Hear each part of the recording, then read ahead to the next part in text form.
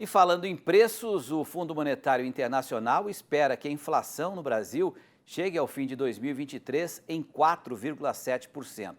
Na visão do fundo, a inflação brasileira deve se reduzir ainda mais em 2024 para 4,5%. Segundo o FMI, a política monetária adotada pelo Brasil é consistente com a convergência da inflação. Em relação ao PIB, a expectativa é de que a economia brasileira cresça 3,1% neste ano e 1,5% em 2024. As novas projeções constam no relatório Perspectiva Econômica Mundial, publicado nesta semana. E para repercutir esses números, estão aqui conosco o economista Roberto Troster e também o nosso querido Miguel Daoud. Começando sempre com o nosso convidado, né, Daoud? O Troster.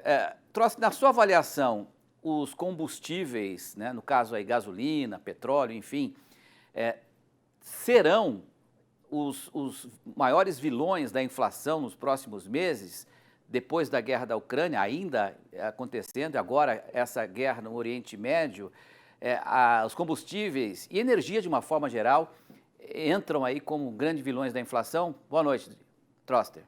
Boa noite, Petri. Olha, pode ser, sim. Ninguém sabe. Guerra, a gente sempre sabe como começa, né? Quer dizer, todo mundo está vendo como começou, mas ninguém sabe como é que vai acabar. Então, você tem muitas forças entrando. A guerra pode escalar para um nível mais alto ou não, ou a Arábia Saudita e Rússia podem reagir de uma maneira diferente. Então, eu diria que o risco de alta existe, né? Agora, a médio e longo prazo, a tendência do petróleo é cair. Segundo, dois comentários adicionais, né? Primeiro, uma coisa muito interessante nas projeções do fundo, que ele projeta a partir de 2025 uma inflação de 3% ao ano. E o Focus, que é a projeção aqui interna, projeta 3,5%. Quer dizer, o fundo está mais otimista com a economia brasileira, com o controle da inflação, que os analistas brasileiros, o que é muito positivo. Então, e a segunda coisa, a inflação subiu em 12 meses, porque a inflação de setembro do ano passado foi negativa, teve aquela redução do ISMS, da tributação sobre os combustíveis. Por isso que subiu. Mas nos últimos, em 11 meses, em 10 deles, a inflação observada teve abaixo da projetada. Então, a inflação está caindo, vai cair mais rápido do que o mercado está projetando. Então, esse 4,7 só tem 3 meses, vai ficar perto, mas é bem provável que do ano que vem fique abaixo dos 4%. E eu diria que a projeção do fundo está mais acertada do que a média do mercado. Perfeito. Daúde, a gente mostrou aqui, né, que os preços da CEAGESP também mostraram uma alta, parece uma coisa mais sazonal, né? Mas de uma maneira geral, o grupo alimentos vem contribuindo para a deflação já há alguns meses. Aí eu te pergunto, né, essa é uma tendência? Tem mais margem para cair os preços dos alimentos? Porque os produtores já reclamam também de uma margem apertada. Boa noite, Daúde. Boa noite, Petri. Boa noite, meu amigo Troster. Boa noite a todos. Bom, Petri, você sabe que o preço cai. Por quê? Porque a oferta aumenta, né? Se você tem uma oferta maior do que a demanda, a tendência é de queda nos preços. Isso é elementar, é como a lei da gravidade. O que vem acontecendo hoje na produção de alimentos, não é só aqui no Brasil, né, mas principalmente as commodities agrícolas, nós estamos vendo uma queda muito forte desses preços, que significa uma tendência de queda, né, em relação a um aumento de oferta. Nós vivemos no passado recente alguns cenários, né, em que exigiu uma produção maior porque os preços estavam melhores. Então, neste momento, está havendo uma troca de renda da produção agropecuária para o sistema financeiro. Então, nesse sentido, eu acredito que o diagnóstico, né, dessa queda de preço está relacionado a um aumento de oferta. Até que essa oferta se ajuste a essa demanda, eu tenho uma preocupação muito grande. Mas eu queria aqui, Pet, se você me permitir, emendar rapidamente uma pergunta para o Troster. Troster, nós estamos vendo aí que a renda do brasileiro está subindo muito e está muito forte, né? Você acha que esse fato pode impactar na inflação mais para frente ou não?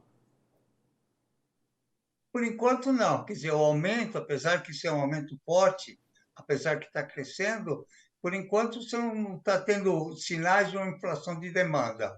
Então, essa preocupação não existe. Segundo, está aumentando nas classes de renda mais baixa, o que é muito bom. Você vai melhorar a distribuição de renda, melhora o bem-estar de toda a sociedade. Então, eu diria que não, que por enquanto não pegou. Obviamente, se você continuar nessa toada, você vai ter problemas lá para frente. Mas, por enquanto, você não tem. Você nota pelos preços e serviços ou outras coisas que pressionariam a inflação, você não tem nenhum indicador de que isso está acontecendo. Agora, Troster, em relação ao crescimento da economia brasileira, a projeção do FMI é 3,1% em 2023 e 1,5% só em 2024. Não é muito pouco? Quais são os fatores que o Brasil precisaria combinar aí para ter um crescimento maior em 2024? É muito pouco, é baixíssimo. Você compara a Índia, está crescendo 6%, a China 5%, e nós vamos crescer abaixo de 2%. E você tem que começar a fazer as coisas que fazem uma economia crescer. A primeira coisa delas é competitividade. Você ter facilidade de fazer negócios no Brasil, em 190 países, o Brasil está em 100º, 24º. É burocracia, papelada, um monte de coisas.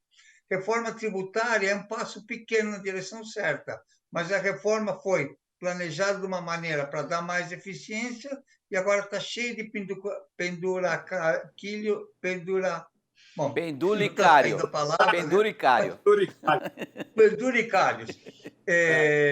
Então, você está perdendo uma chance de crescer menos. Outra coisa importante é o crédito. Você tem uma intermediação financeira disfuncional da época da inflação alta. Taxa mês, taxa ano, compulsório. É o único país que tributa o crédito. Quer dizer, e crédito, diferente do que muitas pessoas falam, educadores financeiros, é um instrumento potencial importante para poder crescer. Um agricultor que consegue pegar dinheiro emprestado e aplicar na safra, pagar o empréstimo e ter um lucro, é bom. Um que tem que pegar dinheiro emprestado, depois a safra não alcança para pagar o crédito, é um empréstimo ruim. E nós temos muitos empréstimos ruins. Isso dá para mudar. O mundo inteiro mudou, mas nós insistimos em ficar presos em junho de 1994. Daúde, para amarrar o assunto aí, 30 segundos para você. Eu só queria rapidamente não deixar essa oportunidade passar e perguntar para o Troster se a situação na Argentina pode piorar caso tenha uma dolarização aqui no Brasil. Olha, a situação lá pode piorar. Eu estou torcendo, acho que como se fosse uma final de time de campeonato de futebol nessa eleição. Você tem 3 candidatos. Propostas que não fazem sentido economicamente, né? Me assusta isso. Outro que é mais o mesmo, né? É o mesmo ministro da Economia que vai continuar. Quer dizer, o que ele vai fazer que ele não fez até agora? Né? Ele tenta mostrar que não é do governo, mas é. E 3, a candidata que eu gosto mais chama-se Patrícia Bullrich. Alguém que é mais ponderado, mais sabe combinar as coisas, né? Mas, infelizmente, ainda está em 3º lugar. Se ela chegar para 2º lugar até o dia 22 de outubro, aí eu vou ficar feliz, aí eu vou comemorar. Vamos torcer para nossos vizinhos aí encontrarem realmente o caminho da economia sadia. Obrigado, viu, Troster, pela sua participação aqui, pela sua análise. Uma boa noite e um ótimo feriado. Boa noite. Obrigado, boa noite para você, boa noite, Miguel, e até uma próxima. Valeu, Daúde. Obrigado. Bom feriado, Daúde. Boa noite.